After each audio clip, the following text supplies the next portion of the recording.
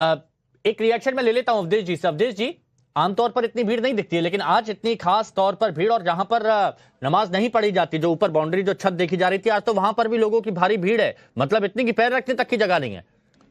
नहीं, अगर आप किसी भी विषय को मजहब के साथ जोड़कर और यह स्थिति पैदा करेंगे कि आओ तुम्हारे अस्तित्व का सवाल है, तुम्हारे मस्जिद के अस्तित्व का सवाल है, तुम्हारे दीन पर खतरा उत्पन्न हो गया है, इस्लाम पर खतरा है, तो आम मुसलमान, आम लोग तो इकट्ठा होंगे।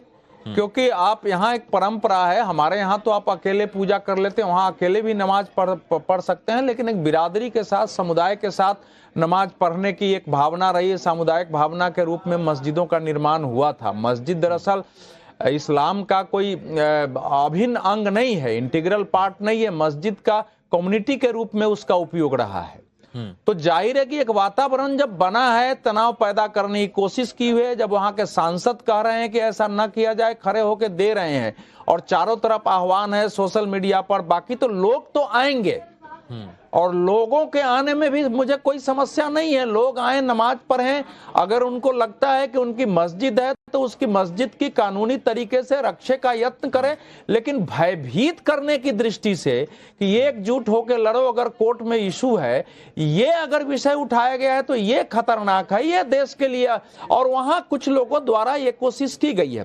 सेकंड बात पर आते हैं। देखिए, हम सब लोग यहाँ भारत में ये जो परंपरा है कि हर चीज का ऐतिहासिक प्रमाण ढूंढो, ये पैदा किया गया है। जो चीज हजारों साल से लोगों के जेहन में है। गांधी जी ने कहा कि अंग्रेजों ने तुमको बताया है कि इतिहास ईसवी सन से और किताबों के उल्लेख से मिलता है। हमारे यहाँ लाखों वर्षों से हमारे पूर्वजों ने अपने इतिहास को अपनी किंवदंतियों में, अपने गीतों में, अपने श्लोकों में, कथनों में वो बना के रखा है, पुराणों में लिखा है।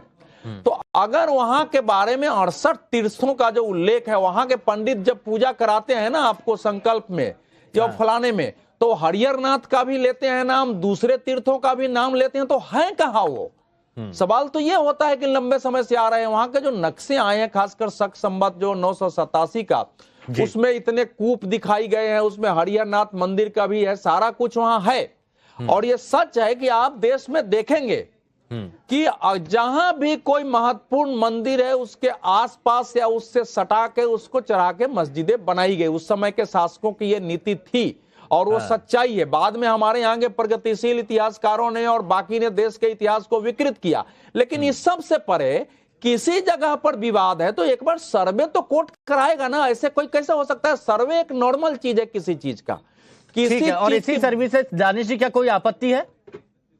नहीं, देखिए सबसे पहले सुनिए जी, हाँ जी, बोलिए। देखिए, सबसे पहले तो अवधेश कुमार को आप पत्रकार हटाकर चित्रकार बना दीजिए, क्योंकि उनको ये समझ में नहीं आता कि इस देश के अंदर में वो ये कह रहे हैं कि नमाज है, जो नमाज पढ़ने की जो जगह है वो इंटीग्रल पार्ट नहीं है। तो ये जो बेवकूफी फैला रहे हैं, मैं एक्चुअली में नहीं बोलना चाहता था, लेकिन वो बिला वजह की बकवास कर रहे हैं। मत करिए। नहीं, सुनिए, बदतमीजी नहीं, नहीं,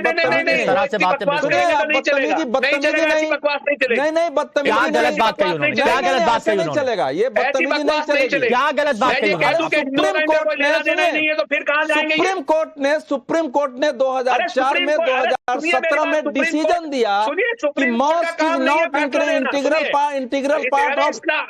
भाई सुनिए, आप चीज नहीं, आप बिल्कुल अननेसेसरी आप बदतमीजी करते हैं। आपने मेरी बात को सुना नहीं है। नहीं, आप किसी को बदतमीजी कर रहे हैं। क्या गलत लगा बता दीजिए दानिश जी। अरे भाई बात तो सुनो, सुप्रीम कोर्ट ने डिसीजन दिया है कि नहीं दिया है? पूछेंगे तो जवाब नहीं दे पाएंगे आप। नहीं, जवाब तो जरूर दूंगा, लेकिन हम जवाब सवाल के लिए नहीं बैठे हैं। आपके पास कोई जवाब नहीं है। नहीं, मैं आपके साथ तू मैं करने डिबेट में नहीं बैठा हूँ। आप जिस ढंग से बातें कर रहे हैं ना, दानिश जी, बकवास, बदतमीजी, ये किस तरह के शब्दों का इस्तेमाल कर रहे हैं? प्लीज मेरे साथ में ऐसा मत किया करिए। अगर आपको किसी बात से आपत्ति है, सुनिए, अगर आपको किसी बात से आपत्ति है, आप अच्छे शब्दों में पूछ लीजिए, वो बता देंगे।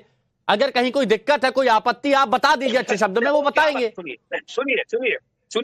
सुनिए, वो क्या बताएंगे? उनके पास कोई जानकारी नहीं है। सबसे पहले वो मस्जिद के मामले को लेकर कह रहे हैं उनके पास कोई जानकारी नहीं है। इनसे पूछना ठीक है, आप बुलाते हैं, बुलाइए उनको पत्रकार बना के, पर मैं तो नहीं मानता हूं कि ये इंसान पत्रकार हो सकते हैं। अब आगे की बात सुनिए। देखिए, मैं आपको एक बात बताऊं। हाँ, अब सुनिए, मैं अब आगे की जानकारी दूं। अब अगर हिसाब करने की बात आएगी ना, मैं कल भी कह रहा था, मैं आज फिर भी कह रहा हूं कि इस देश के अंदर में बहुत दोस्तों, अभिषेक ऑफिशियल टीवी पे आपका स्वागत है। इस वीडियो में आप देख चुके होंगे, उस वीडियो के माध्यम से मैं आपको दिखाना चाहता हूं कि इसमें जो अभी एक मस्जिद को लेकर बवाल चल रहा है, जिसमें ये बोला जा रहा है कि भगवान का कल की अवतार जो 10वां अवतार वहाँ होने वाला है, जो कि वेद पुराण और शास्त्रों में उसकी गणना है। तो उसके हिसाब से वहाँ बोला जा रहा है कि मंदिर था जिसको तोड़कर मस्जिद बनाया गया, उसको लेकर कोर्ट में याचिका दायर की गई थी और कोर्ट ने उसे वीडियो कराकर और उसकी सर्वे कराने की मांग की है और वो तत्काल पूरा किया गया एसपी और डीएम के प्रभाव से कोर्ट के आदेश पर। और इसको लेकर अब डिबेट छिड़ गई है, पूरे देश में इस पर डिबेट चल रही है कि ऐसा क्यों हुआ, नहीं हुआ।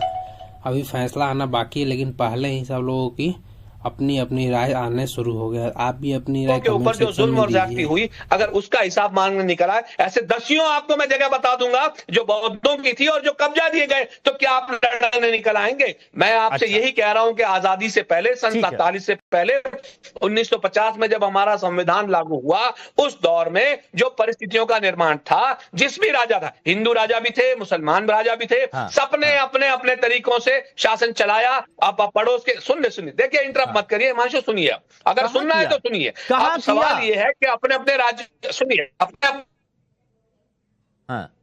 तो अपने तरीके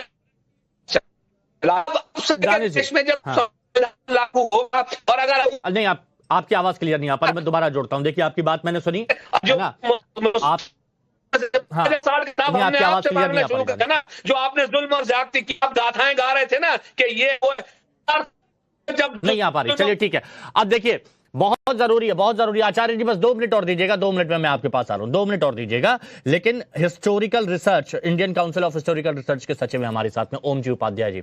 ओम जी, बहुत सारे सवाल दानिश कुरैशी जी की तरफ से उठाए गए, हाजी नाजिम खान की तरफ से भी सवाल उठाए गए, लेकिन हिस्टोरिकल इतिहास क्या कहता है, ये मैं आपसे जानना चाहता हूं। मंशु, मैं केवल प्राइमरी सोर्सेज, जो प्राथमिक स्रोत कहते हैं, केवल उसकी बात करूंगा, एकदम प्रमाण के साथ, पेज नंबर के साथ।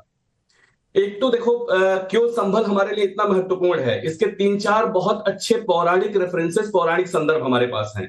हमारे पास स्कंद पुराण, श्रीमद् भागवत महापुराण, स्कंद पुराण के 10वें अध्याय में और श्रीमद् भागवत महापुराण के 12वें स्कंद में बहुत स्पष्ट वर्णित है कि विष्णु के 10वें अवतार के रूप में कल की वहां जन्म लेंगे, इसलिए वो हिंदुओं की आस्था और श्रद्धा का केंद्र बना।